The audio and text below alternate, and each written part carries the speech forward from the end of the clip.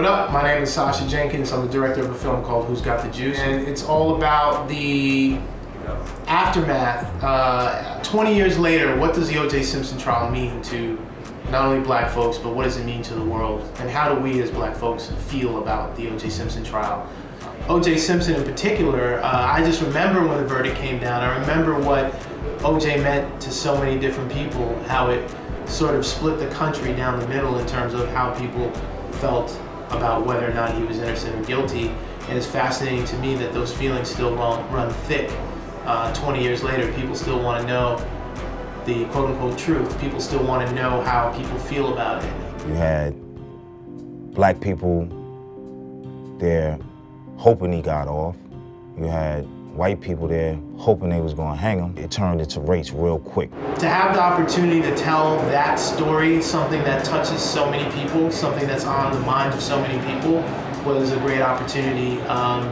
BET approached me about it. I can't say that I was like, yo, I'm saying I want to do OJ. It was like OJ fell in my lap and BET put it in my lap, and I appreciate the opportunity. I really feel like this special is a platform for black people to talk about how they feel about OJ.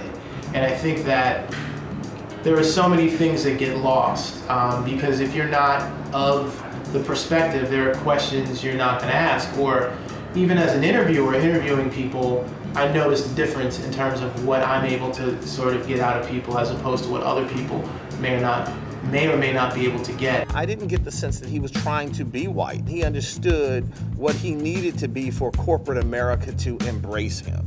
And I think he played that game well. I don't know what was in his heart. I didn't get the sense that he was running away from blackness. So to some degree, I think that's probably a bit of a bum rap for O.J. Simpson, but it's fair to say, without question, that O.J. didn't go out of his way to keep a connection to black America back then. He made it out of the ghetto, is what a lot of us, you know what I'm saying, is striving for. It wasn't like he came back and gave back to the community. In this film, you know, there were a lot of ideas and feelings that you typically don't hear because we don't have the platform to say those kinds of things. And so for me to have the opportunity to share these ideas with people, I'd much rather make a film about it than write a book about it. So it speaks a lot to the justice system and how people feel about the system. And a lot of African Americans felt like whether he was guilty or innocent, finally we got one. And when you consider the fact that 2 people were murdered, but a whole mass of people feel like, yo, you know what though, finally we got ours, what does that say about the system itself? What does it say about how African Americans have been treated by the system? One man seemed to represent decades of oppression.